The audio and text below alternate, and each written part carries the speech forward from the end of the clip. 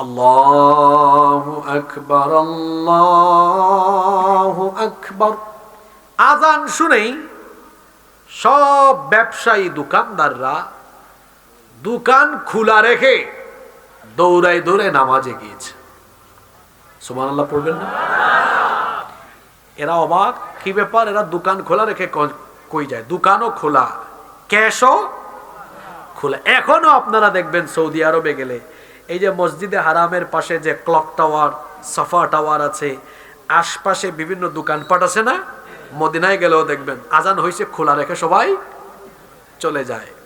স্বর্ণের দোকানদার স্বর্ণ রেখে ক্যাশ খোলা রেখে চলে গিয়েছে। এরা এই দৃশ্য দেখেছে। এরা কোত্থেকে আসছে? নাজরান। কোথা থেকে? এরা বলে হায় হায় হায়, এ কোন দেশে আসলাম? স্বর্ণের দোকানদার স্বর্ণ ফেলে রেখে চলে যায়, দোকানদাররা ক্যাশ রেখে চলে যায়। জিজ্ঞেস করতেছে, এই কই দৌড়াও, দোকান চুরি করবে না? ওরা বলতেছে কেন চুরি হবে? আমাদের এই রাষ্ট্রে, এই দেশে আল্লাহর আইন চলে, এখানে কেউ চুরি করে না, কারো মাল কেউ চুরি করে না, বরং সবাই সবার সম্পদের বা অন্যের সম্পদকে পাহারা দেয়। সুবহানাল্লাহ। এরা বলতেছে নামাজে যে যাচ্ছ, এখন তো কেউ পাহারা দিবেন না, এগুলো দেখবেন কে? কয় আমাদের আল্লাহ হেফাজত করবেন। সুবহানাল্লাহ। আমার দেশে এটা চিন্তা করতে পারবেন? আলুর খেতে আলু থাকে না? আসলেন কেন? থাকে। ওই যে আপনার একটা ফল আছে না, রাতের বেলা লাইট দিয়া উপরে তারপরে এটাকে চাষ করে, ড্রাগন।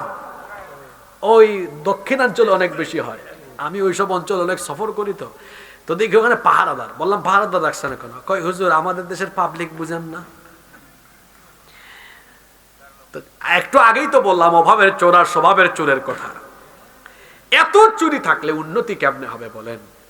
সম্মানিত উপস্থিতি, কোরআন দিয়ে বিচার আরম্ভ হলে সব সোজা হয়ে যাবে। আমাদের দেশে রাজনীতি করে এমন বহু মানুষ আছে যারা কোরআনের আইন চায় না। কি বলেন, আছে না? এরা চায় না কেন?